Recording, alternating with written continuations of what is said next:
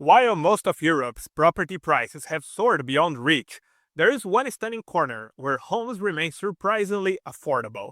I saw that with my own eyes, and many of my viewers don't believe me when I say you can still buy a beautiful Italian home for the price of a Cadillac. In this video, I will reveal why southern Italy has become Europe's last affordable real estate haven. With renovated homes available for just 50 to 70,000 euros total investment, you'll discover why these prices have stayed at 2005 levels, while other European countries have seen property values triple, and how long this opportunity might last. And we start by answering a very important question. What kept Italian home prices under check? And this might be a sign for your country too. While most of Europe has experienced a dramatic surge in property values over the last 2 decades, Italy remains a fascinating anomaly in the real estate market. Italian homes today are selling for roughly the same prices as they did back in 2005. This stagnation isn't just unusual, it's unique among major Eurozone economies. While neighboring countries have seen their real estate markets flourish, Italy has remained frozen in time, even declining in some areas when adjusted for inflation. The Italian property market hasn't just underperformed, it has actually delivered the worst returns of any significant Eurozone nation since the early 2000s. But what is behind this economic oddity? The answer lies in a perfect storm. At the heart of Italy's real estate situation is a stagnant economy coupled with a shrinking population, a combination that is poison for property values. Most European countries have low birth rates, but in Italy, the situation is much worse. Italy has one of the lowest birth rates in Europe, comparable to countries like Poland, Lithuania, Estonia, and Spain. Then you add that the Italian economy has not been growing as much as the economies of Poland, Lithuania, or Estonia, which skyrocketed in the last few decades. In fact, Italy is worse than Spain or Greece in terms of economic growth since the year 2000. It's the worst country in Europe. So if the housing prices are already attractive in Spain and Greece, and I made 2 videos about each of them, check it later. In Italy, it's even better on this aspect. Italy had such low economic growth, while its demographic pyramid looks like that. It's an aging population with decreasing numbers. Fewer people means reduced housing demand, and reduced demand means lower prices. The mathematics of population decline together with the economic stagnation directly impact the housing market. As young Italians move abroad for better economic opportunities and birth rates remain among the lowest in Europe, the number of potential home buyers continues to shrink. This demographic shift has effectively put a ceiling on real estate prices through the country. The contrast with neighboring Mediterranean countries is striking. Take Portugal, for instance, where property values have tripled since 2010 despite also having a low birth rate. And remember that Portugal, once considered Europe's affordable hidden gem, is actually poorer than Italy by all economic measures. In countries more similar to Italy like Austria or France, prices have also climbed steadily for decades, and affordability in many cities is a word of the past. What makes Italy's situation even more remarkable is that we are talking about a country with world-class cities, amazing weather, and one of the highest life expectancies on the planet. Logic would suggest that such a desirable location should command premium prices, regardless of broader economic trends. Yet, even in some of the most beautiful parts of the country, property values have barely budged in almost 2 decades. In real terms, accounting for inflation, many areas have actually become cheaper over time, a phenomenon virtually unheard of in desirable parts of Western Europe. The population decline story, however, is only part of what makes Italy's real estate market so unusual. If we dig a little deeper, you will discover another factor that's perhaps even more significant in creating these affordable home prices. Italy's dramatic north-south divide. When Italians speak of Il Mezzogiorno, they are referring to their country's southern regions, areas where the economic and daily realities differs dramatically from the prosperous north.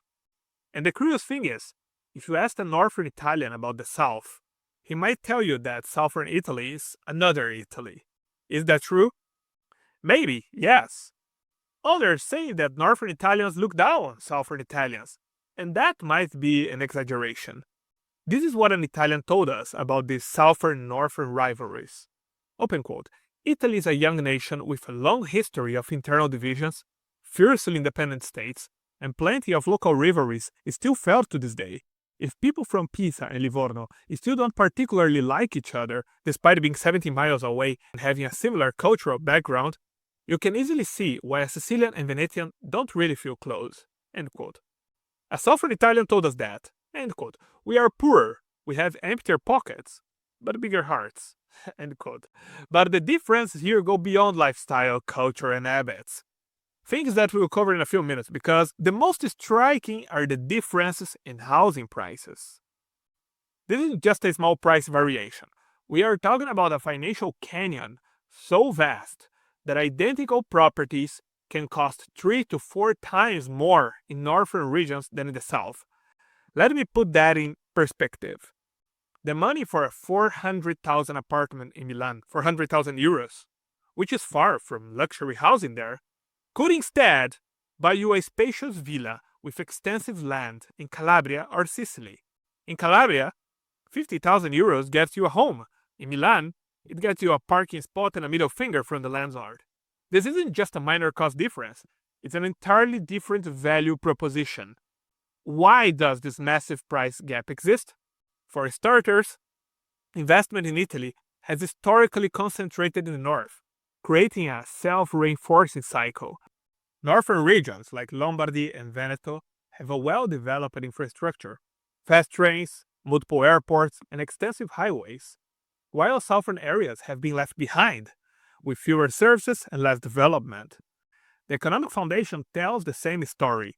Northern Italy functions as an industrial powerhouse, with cities like Milan, Turin, and Bologna driving economic growth. Meanwhile, the south relies more heavily on agriculture and struggles with significantly higher unemployment rates. These fundamental differences in economic activity directly impact property values. The contrast becomes even more striking when you look at the specific examples. In a small city called Falcone, in Sicily, you can purchase a 140 square meter apartment with a sea view for less than 60,000 euros. A similar apartment, if located in central Palermo, might command 200,000 euros, and in Milan, the price would be much higher. Location within Italy matters more than almost anywhere else in Europe. Population trends reinforce these disparities. While northern cities continue to grow, southern towns experience ongoing depopulation, creating abundance of available properties with few local buyers. This migration pattern has left countless homes vacant and prices suppressed in the south. But there is a good news hidden in this divide. The regions offering the most extraordinary value for property buyers right now are Calabria, Molise, Sicily, Umbria, and Puglia. And by the way, if I'm not pronouncing those things correctly, feel free to comment in the comment section. Italian is not my first language, so I'm learning. These places represent perhaps the last truly affordable corners of Western Europe, where outsiders can still purchase homes at prices that seem impossible elsewhere on the continent. Recent infrastructure improvements are slowly changing the equation.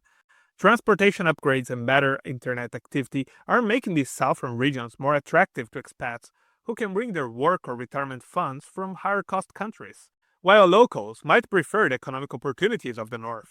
Foreigners often find the combination of affordability and wonderful climate very appealing. Now, I could skip an important disclaimer about the real cost of Italian dream homes. There is a big difference between purchase price and total investment. But before, I would like to ask a small favor. If you enjoyed this episode, please hit the like and subscribe buttons. This is really important for us. Now continuing, you've likely seen videos and articles about Italy's €1 homes and thought it was too good to be true. You are right. They require massive renovations and come with strict conditions. I talked about some traps of the €1 home in another video, but there is a much better opportunity almost nobody's talking about. Regular Italian properties in certain regions are selling for 30,000 to 45,000 euros, prices that disappeared from most Western European countries 15 years ago. Now I'll show you what these properties actually look like and help you determine if this opportunity aligns with your retirement goals. Let me be clear, most good properties in this price range are not in big cities. If they are, probably there is something shady, like the need for renovation. When you seek a 30 to 40,000 euro home in southern Italy, you are essentially looking for a place in a village or a town at best. Of course, these houses are in much better condition than the so advertised 1 euro home, but charming centuries-old villages come with centuries-old issues that you need to address, respect, and adapt to. Things like modern plumbing or very fast internet might be absent. If you need someone to do hydraulic repairs, the single plumber in town might be on holidays. And most important, you must learn some Italian to live in these places. I repeat, you must learn Italian. Maybe not on a Dante level, but at least a basic conversational level. Italy already has a low percentage of residents that can speak English, but in the south, this percentage is even lower. However, on a good side, Italians are much kinder than the French when you're learning their language. Now, let's say that the home you bought needs renovation. Renovation work is typically calculated by square meter, with costs starting at around 350 euros per square meter for light renovation. If you want a heavy renovation, you are looking at about 1,500 euros per square meter, while luxury standard renovations can run 3,000 euros or more per square meter. These numbers add up fast when you're renovating an entire home, so add that on the price. Real-life examples tell the story better than estimates. There is a case of an expat who bought a 1 euro home in Italy and turned it into her dream house. But for that, she spent 3 years and $446,000, around 410,000 euros. So if you really enjoy renovating houses and investing on that, then these 1 euro homes might be an opportunity for you. But if this is not the case, then it's better to go for the 40,000 euro price bracket, which I repeat, are still much, much cheaper than what you would expect in other parts of Western Europe, not even mentioning the US. Navigating the renovation process introduces another challenge that foreign buyers rarely anticipate: the geometra system. This uniquely Italian profession combines elements of surveyor, building engineer, and permit facilitator. Working with both a geometra and a local architect is essential for foreigners who want to successfully manage renovation projects and ensure compliance with local building codes. These professionals help navigate the Byzantine Italian bureaucracy that governs property renovations. Now you might be wondering, with all these additional costs, is buying a home in southern Italy still worth it? The surprising answer is yes, even considering renovation expenses. The total investment for a comfortable southern Italian home, typically 50 to 70,000 euros all in, remains remarkably affordable compared to similar properties elsewhere in Western Europe. Comparable renovated homes in France, Spain, or Portugal would command significantly higher prices, often 2 to 3 times as much. And by the way, if you're watching this video, you may be planning to move abroad to live better, save money, and pay lower taxes. I've written 3 top-rated Amazon books on living abroad. Get them via the link in the comment or in the description. And now let's talk about the idea of paradise at a price, or the lifestyle trade-offs of affordable Italian living. It's a different kind of life that you are signing up for these budget-friendly Italian villages. The picture-perfect stone cottage with panoramic hillside views might cost a fraction of what you would pay elsewhere in Europe. But daily life there comes with its own unique set of challenges. These affordable regions are typically small rural communities where the average age is still significantly older. Many villages have experienced a youth exodus over decades, with younger generations departing for better job prospects to bigger cities.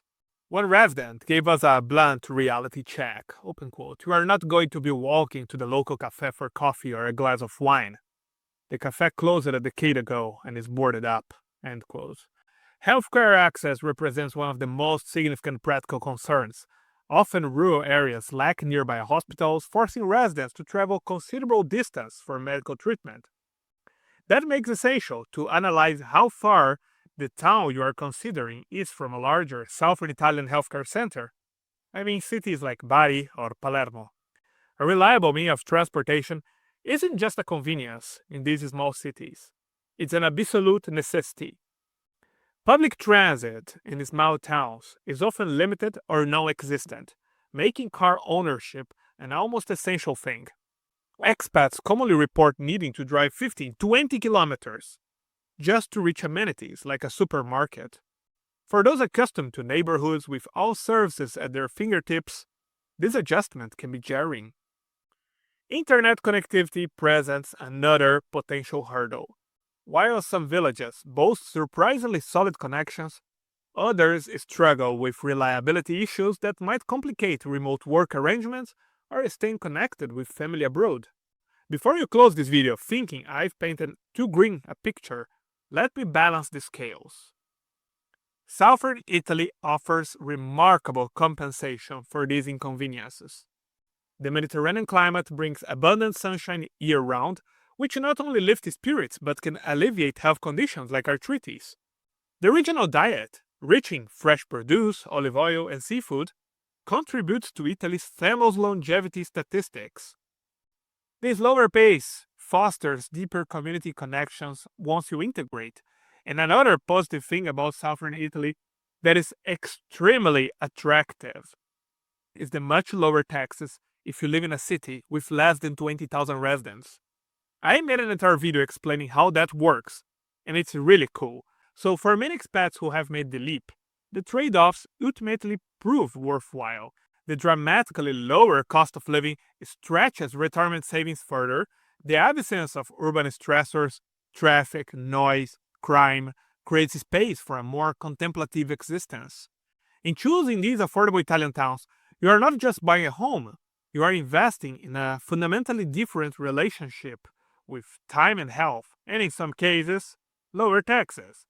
So if you think that all these pros of southern Italy are worth checking, take a look at this special video with the best cities to retire in southern Italy, including regions like Sicily, Calabria, and Puglia.